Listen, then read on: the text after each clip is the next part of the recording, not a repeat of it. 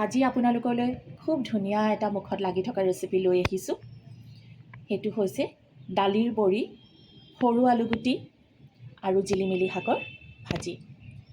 তাৰ কাৰণে মই লৈছোঁ এমুঠি দালিৰ বড়ি, কেইটামান সৰু আলুগুটি, নহৰু, এমুঠি জলকীয়া, আদা, দুমুঠি একদম ফ্ৰেছ জিলিমিলি শাক, নিমখ, হালধি আৰু লগতে মিঠাতেল আছে। ব'লক তেনেহ'লে আজি দালিৰ বড়ি আৰু জিলিমিলি শাকৰ সোৱাদ লওঁ। এয়া চাওক, শাকখিনি মই খুব মিহিকৈ কাটি ল'লোঁ, সৰু আলুবোৰো কাটি ল'লোঁ এনেকৈ। এতিয়া এইফালে মই কেৰাহীত তেল গৰম কৰি লৈছোঁ। কেৰাহীত তেল গৰম হৈ আছে। প্ৰথমে মই দালিৰ বড়িখিনি ভাজি ল'ম। আপোনালোকে যিকোনো ধৰণৰ বড়িয়ে ল'ব পাৰে। মই মটৰ দালি বড়ি লৈছোঁ, আপোনালোকে মচুৰ দালি বা মাটি দালি ল'ব পাৰে। মাটি দালিটো খাবলৈ বেছি ভাল হয়, কিন্তু মই নাপালোঁ, সেইকাৰণে মই এবাৰ মটৰৰ বড়িটোৱে লৈ আহিলোঁ। এইখিনি অকণমান ৰঙাকৈ ভাজি ল'ম।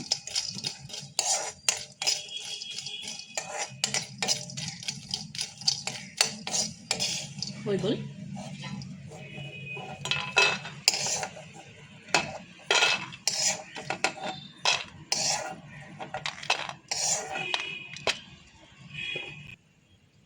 কেৰাহীত মই তেল গৰম কৰি লৈছোঁ। ইয়াতে মই দি দিম পাঁচফোৰণ, কাটি থোৱা নহৰু আৰু আদা,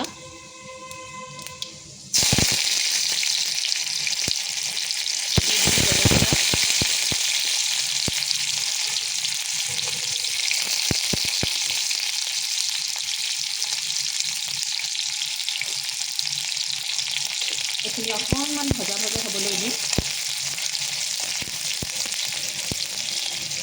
এতিয়া ইয়াৰ ওপৰতে মই দি দিম কাটি থোৱা আলু আৰু জিলিমিলি শাক।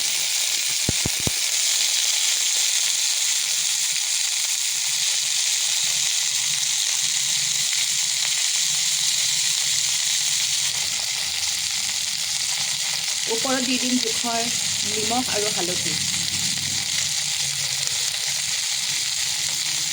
যদি আপোনালোকৰ নিমখ প্ৰথমে দিয়া খেলি মেলি থাকে, তেতিয়াহ'লে ভাজিটো অলপ কমি গ'লে তেতিয়া দি দিব। এতিয়া এইখিনি মই ভালকৈ মিক্স কৰি লওঁ।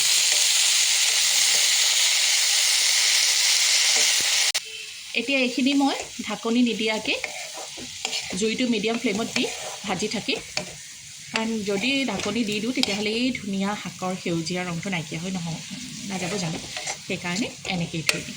তাৰপিছত আপোনালোকক মই দেখুৱাই আছোঁ কেনেকৈ শাকখিনি খুব ধুনীয়া ভজা ভজা হৈ গৈছে, আলু ধুনীয়াকৈ ভাজ খাই গৈছে। ইয়াৰ ওপৰতে মই ভাজি থোৱা বড়িখিনি দি দিম।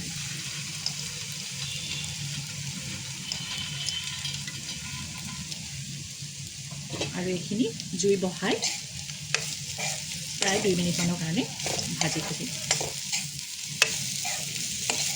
দালিৰ বড়ি বনোৱা আমাৰ জিলিমিলি শাক ৰেডি হৈ গ'ল। চাওক কিমান জৰজৰীয়া হৈছে।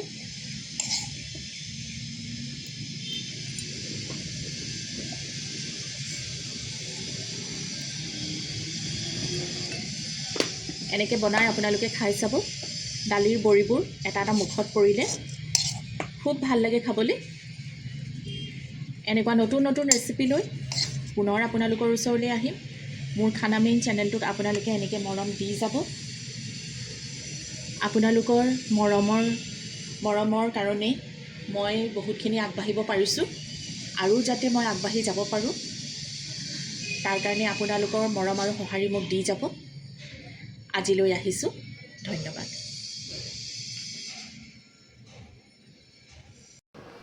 ভাল ভাল বনাব আৰু সৰহ সৰহকৈ খাব, কাৰণ খানা মেইন।